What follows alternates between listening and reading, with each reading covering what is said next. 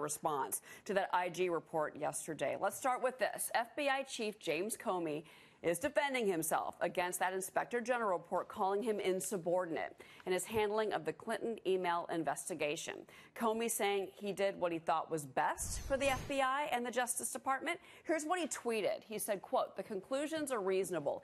Even though I disagree with some, people of good faith can now see an unprecedented situation differently. I pray no director faces it again."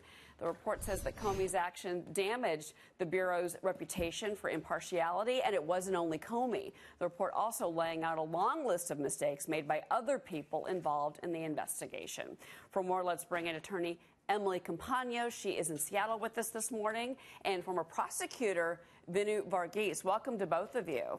Vinoo, I want to ask you about that, something that she just brought up, and the fact that obviously this has been deeply politicized since the IG report was fully published. Listen to Christopher Wray talking about his take on the IG report, and then Trey Gowdy's response. Listen to this. Nothing in this report impugns the integrity of our workforce as a whole. And Chris Wray, I'm sorry, you're wrong. Chris, there are consequences. The consequences are that your fellow citizens question whether or not they can have confidence in the world's premier law enforcement agency. Vinoo, you're a former prosecutor. Consequences, what does that mean? Well, I think it has to do with public trust. I mean, this report is like Solomon splitting the baby, right? No side is happy. You have for the Republicans, a sort of indication that Comey was irresponsible and incredibly insubordinate. But for the Democrats, you have a vindication that the Hillary Clinton email probe was handled. It wasn't affected by Comey's ego and problems. But this really speaks more badly of Comey, because it shows that Comey's ego, he placed his ego above that of protocols and policies.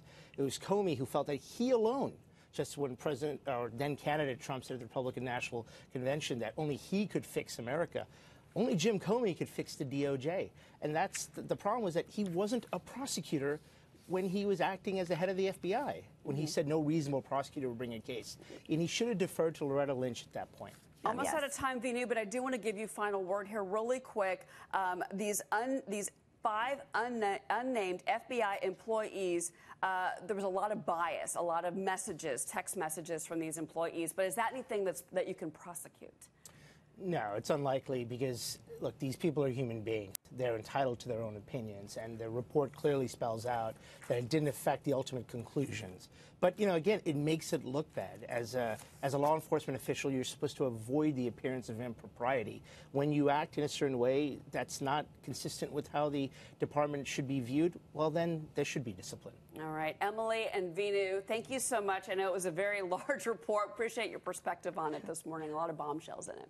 Thanks, guys. Thank you.